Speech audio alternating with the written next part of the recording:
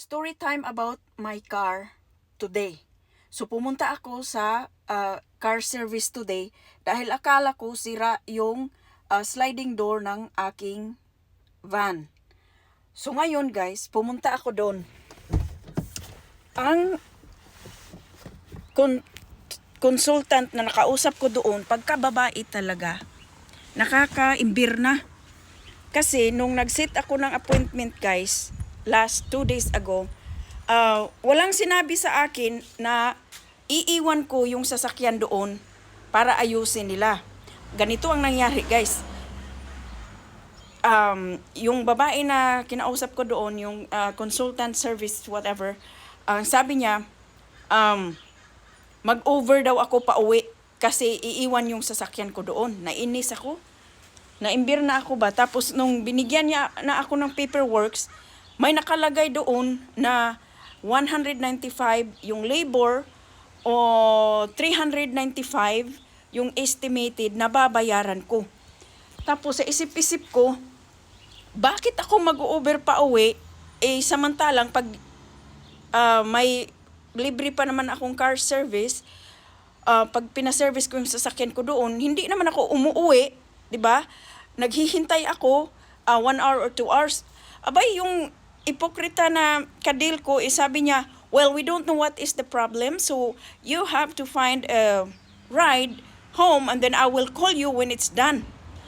So, hindi talaga ako umuwi, guys. Nag-isip ako ng nag-isip hanggang parang diniktahan ako ni Lord na kausapin ang manager. So, tumawag ako sa customer service, tapos tinanong ko kung sino ang manager at doon kinausap ko talaga yung manager. Shout out to Mr. Frank Ramirez. He was mabait.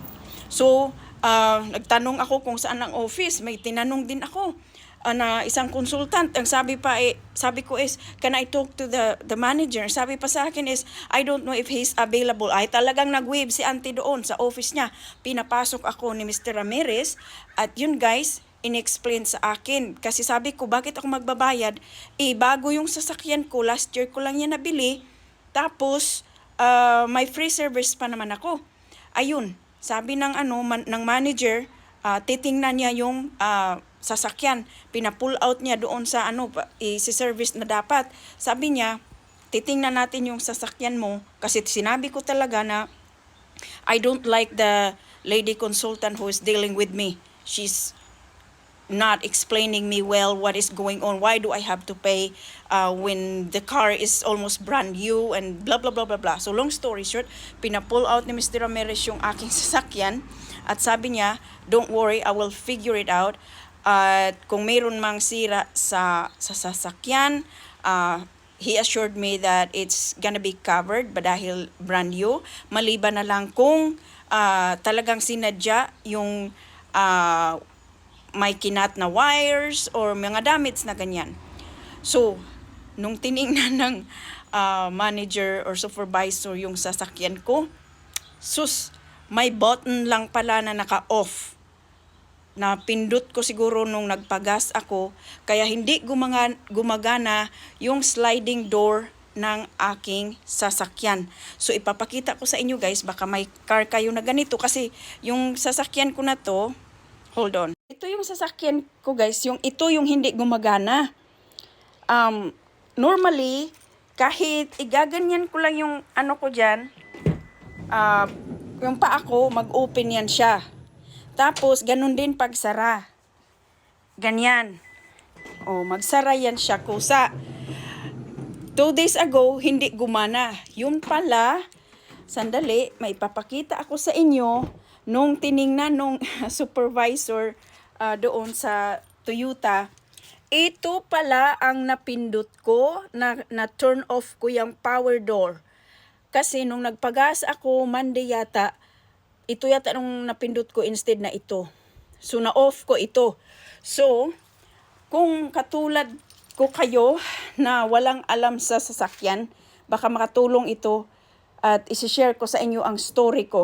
Dahil mahirap talaga kapag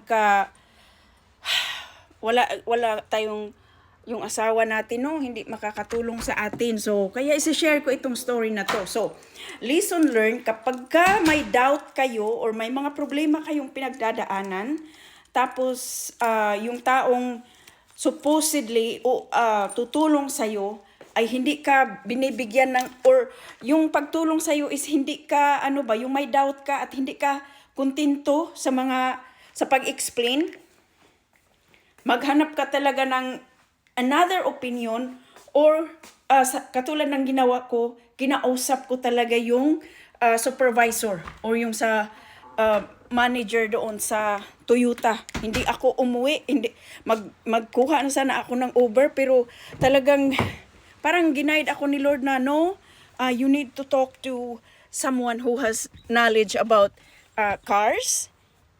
Yun na nga, yung manager, parang sabi ni Lord, contact the manager or talk to the manager. Kaya yun ang ginawa ni auntie, guys. So di ba ngayon, nagkaroon ako ng konting knowledge about sa sasakyan ko, kasi sa totoo lang, ang alam ko lang talaga ay mag-drive.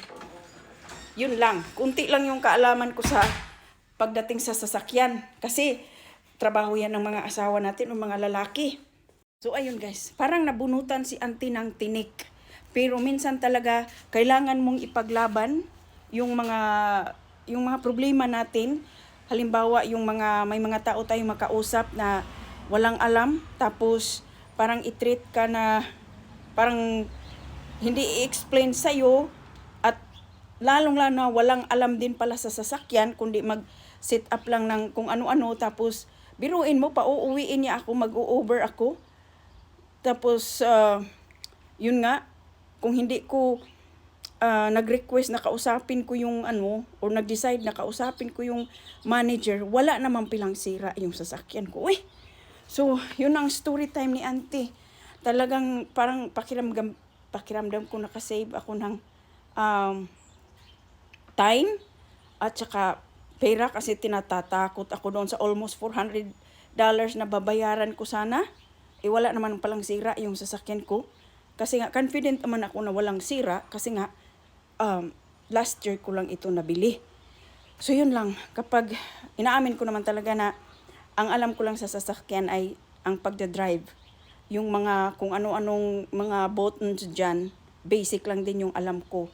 So, ngayon, now I know na yung magkatabi kasi yung power door button at saka yung button ng pag-open ng gas tank, na pindot ko siguro yun kasi nagpagas ako 2-3 days ago.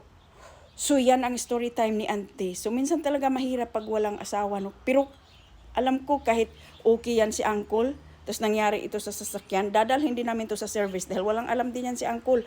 Lahat ng mga baguhan sa driving, now you know, kapag hindi gumagana yung mga automatic doors ninyo, may button pala yan na baka accidentally na off lang. So, yun lang ang story time ni auntie no mahaba. Gusto kong i-share kasi